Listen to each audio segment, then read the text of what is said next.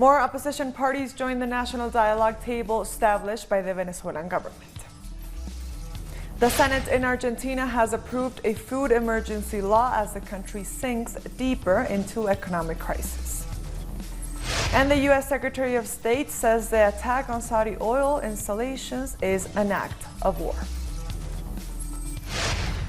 Hello and welcome to Telesur English. I am Estefania Bravo. This is from the South. Another opposition party has joined the dialogue table established by the Venezuelan government and representatives of small opposition parties on September 16th. Evangelical pastor Javier Bertucci, leader of the Hope for Change party, and former presidential candidate joined Vice President Delcy Rodriguez and other authorities to sign the agreement first announced on Monday.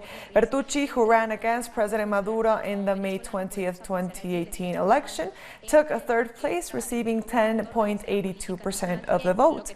Bertucci also made a call to all opposition parties to join this dialogue, saying the government has shown willingness to find solutions for the benefit of all citizens and that everyone should come together to find a way forward. We must provide solutions for the Venezuelan people who are living, in my opinion, one of the worst times in their history. It's urgent. For that reason, we cannot continue postponing or showing attitudes of pride or hubris. Here, no pride should reign over the needs of the people. And I'll be clear, politics should not have power as its objective. Politics should have as objective service to the people. Following this line, we must all work. We cannot just substitute whichever initiative. I am one who thinks that the dialogue initiative with Norway should continue and allow that this dialogue also proceed in a parallel fashion. At the end of the day, we are in search for solutions and results. And in compliance with these agreements, on Tuesday, the Venezuelan government granted the release of a first prisoner. National Assembly Vice President Edgar Zambrano, who stands accused of terrorism, was seen leaving jail and speaking to the media. He had been arrested by intelligence agents on May 8th for his role in the April 30th coup attempt and held for 4 months. As a condition for his release, Zambrano must appear in court every 30 days and cannot leave the country.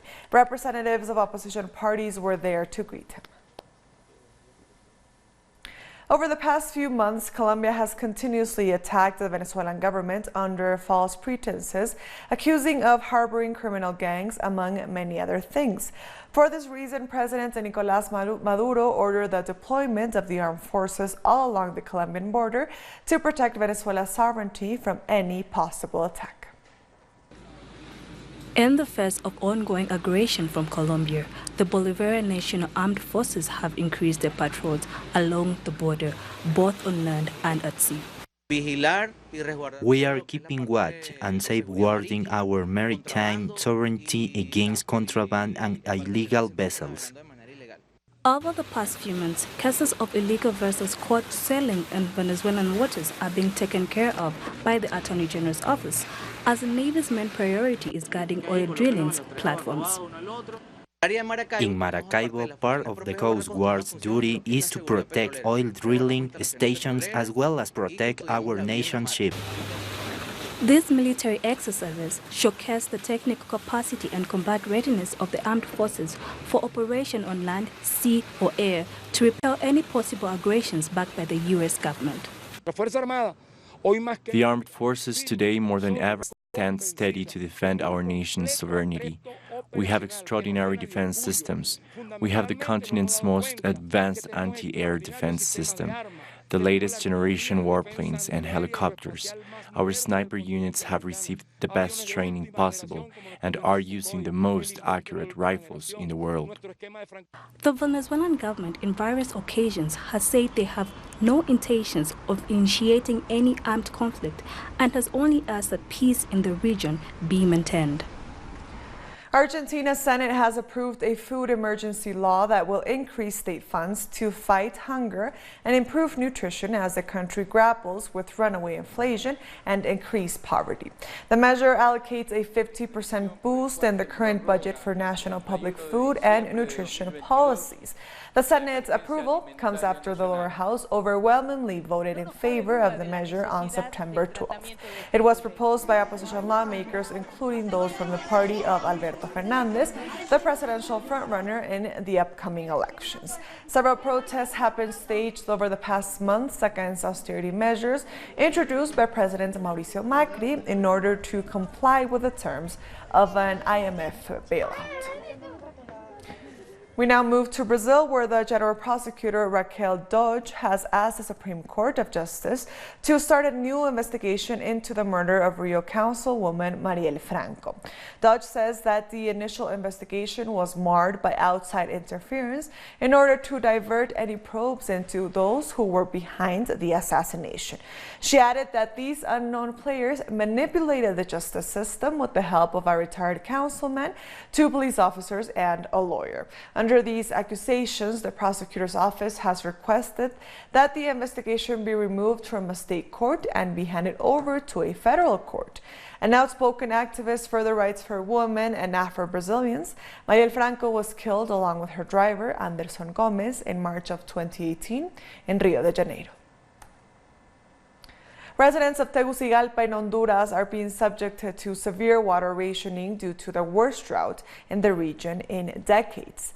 Citizens say the government has neglected to send water tankers to many neighborhoods and that they're forced to buy water from private vehicles. Many citizens have taken to blocking roads and bridges to demand access to water, but their demonstrations are quickly repressed by the police.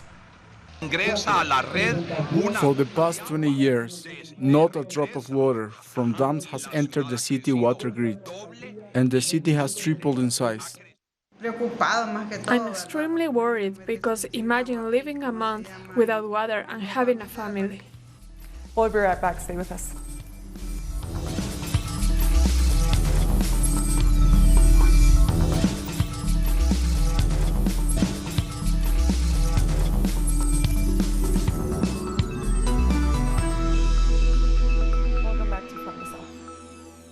Protesters in Malawi have returned to the streets of Lilongwe 2 days after the expiration of a 14-day break from protests ordered by the Supreme Court. Protesters have been demanding the removal of the head of the Electoral Commission, accusing her of manipulating the May presidential ballot. The election saw Peter Mutharika return to his seat as president for the next 5 years.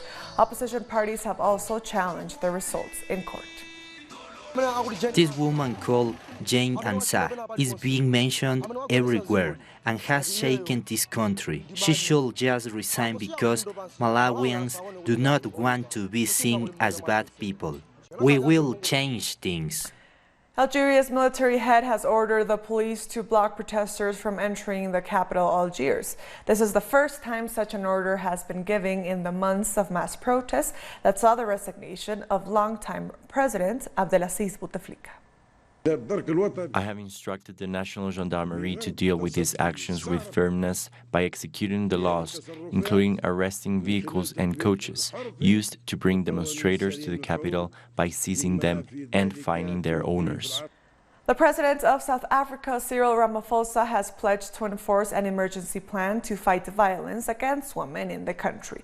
Ramaphosa's remarks came after the women's minister reported in Parliament that more than 30 women were killed by their spouses in August alone. Women are dying with protection orders in their homes, and we therefore need to pay attention to all this. Modernizing the criminal justice system is critical if we want to see real progress in the fight against gender-based violence. Because we are still using outdated technology and practices, we have problems with victim statements not being recorded accurately or even vanishing. Dockets just disappear and so forth, and the perpetrators go loose. A fire at an Islamic school in Liberia has killed at least 27 children. The victims' families who looked on helplessly as their loved ones' bodies were recovered from the school building. The blaze swept through the Quranic school on Wednesday near the capital, Monrovia. 2 teachers were among those killed. Preliminary reports indicate that the blaze may have been caused by an electrical issue, but further investigations continue. Those kids, we sympathize with them, to die in a fire is not an easy thing. It's very difficult. I don't even know what to say about that. We want to just let the family know that we are with them, our government, sympathize with them. Barbados government is taking steps to ease the backlog of imports and exports at the Bridgetown port. The business community voiced frustration about delays resulting in goods being stuck in the port for several weeks. This was due to technical difficulties experienced by the upgrade to a new automated system for customs data. The Customs Department is confident that by the weekend there will be significant improvement in cargo flow, and affected persons could also have their storage fees and other charges waived. There has been a lot of discussion in the public space around demurrage and storage fees, two separate things. Demurrage fees are charged by the shipping lines and storage fees by the port. We have given the commitment as a government and as a port and as the board of the port that we will engage with the shipping lines to discuss the question of demurrage charges. We will be making representation on behalf of our local importers to the shipping lines to see how we can address that issue. But as it relates to port fees and storage fees, which we have full control of, we are favorably disposed to agreeing to waiving those fees on a case-by-case basis. Bermuda has been placed on hurricane watch as Hurricane Humberto, now Category 3, continues on a track that would take it to the northwest of Bermuda on Wednesday night. Hurricane force winds are already brushing the islands, but the biggest winds are expected to impact between 7 p.m. on Wednesday and midnight. The government is taking no chances with preparations. Public offices and schools are being closed, while a number of cruise ships have canceled their Bermuda stops. The National Security Minister, who is also the chairman of the Emergency Measures Organization, has urged the public to heed the weather warnings. We'll be right back. Stay with us.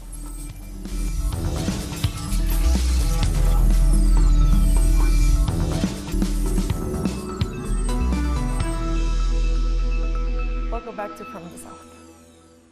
The United States Secretary of State Mike Pompeo has claimed Washington has proof that attacks on Saudi oil installations originated in Iran, despite the fact that Houthi rebels in Yemen claimed responsibility.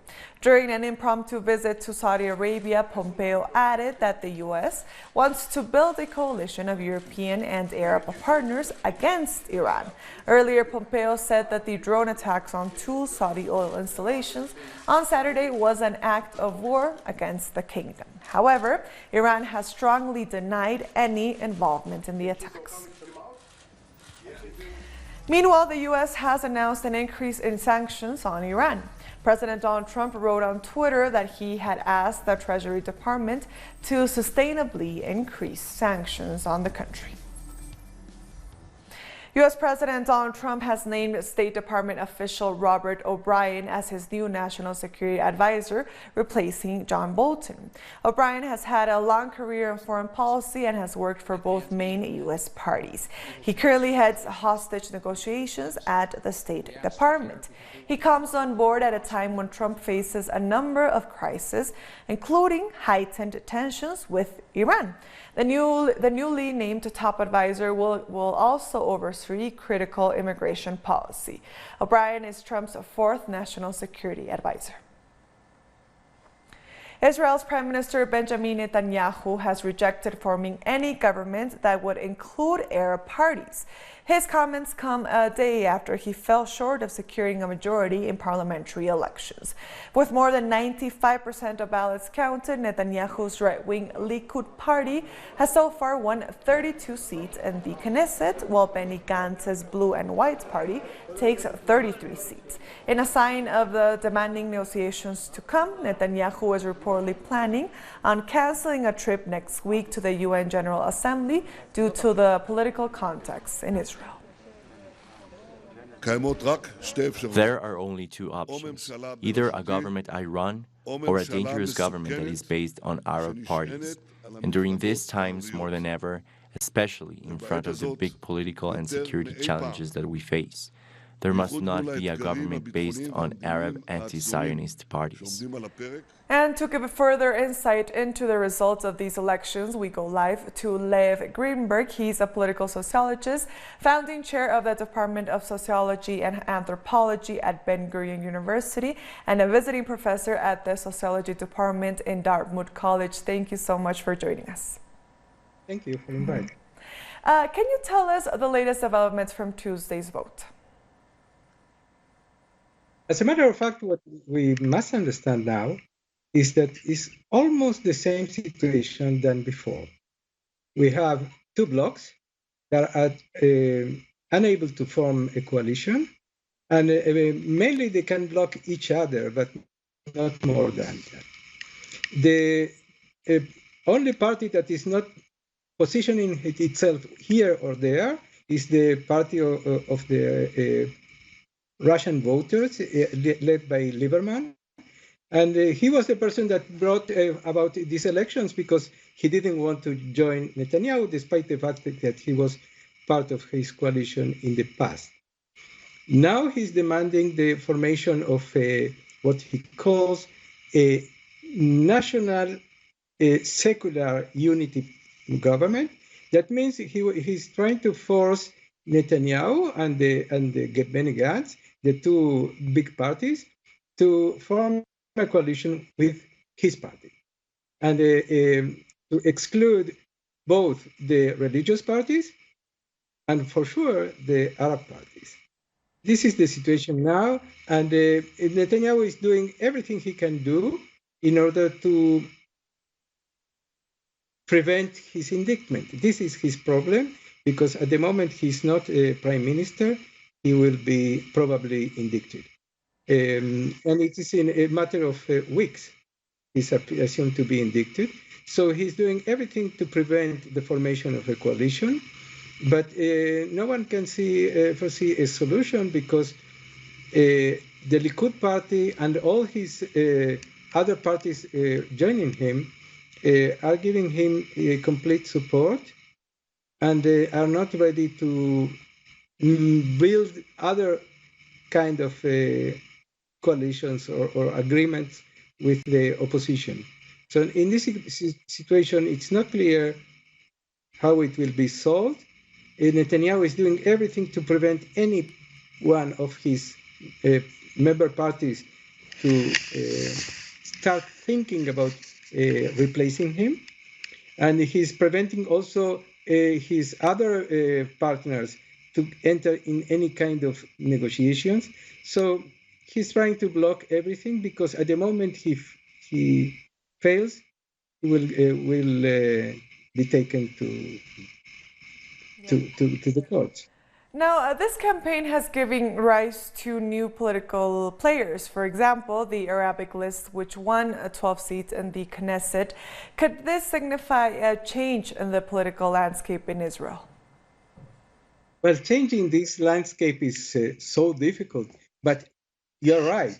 The most important development in these elections compared to the elections in April is the turnout of Arab voters, those that have citizenship in Israel. You know, Palestinians are the majority, don't have citizen rights, but those that have citizenship turn out in a percentage of 63% compared to 49% in the previous elections.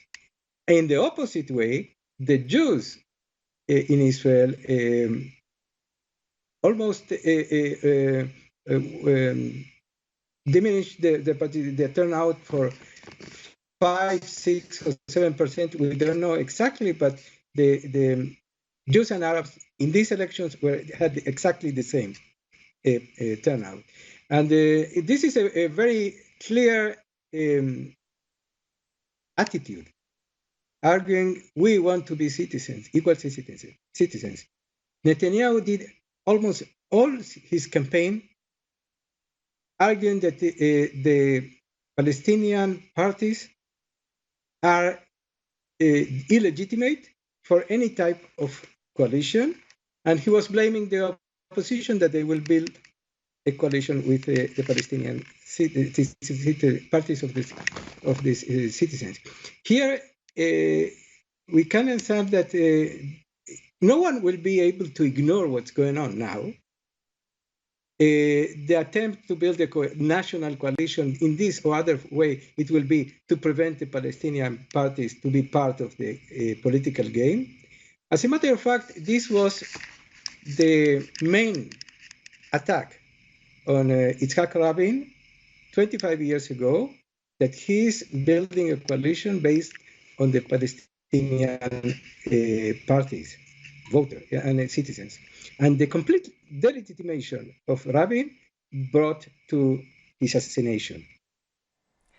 Now, Netanyahu is exactly doing the same kind of argument, delegitimizing the right of the Palestinian citizens to be part of the political game. And in a sense, it might work.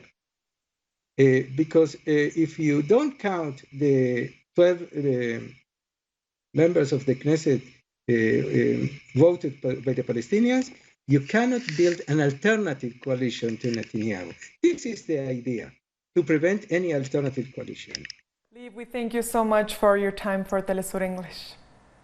We have been speaking to Lynn Greenberg, a political sociologist and founding chair of the Department of Sociology and Anthropology at Ben-Gurion University. And with that, we've come to the end of this news brief. These and other stories, as always, find them on our website at telesurenglish.net. And also join us on social media. We're on Facebook, on Twitter, and on Instagram. For Telesur English, I am Estefania Bravo. Thank you for watching.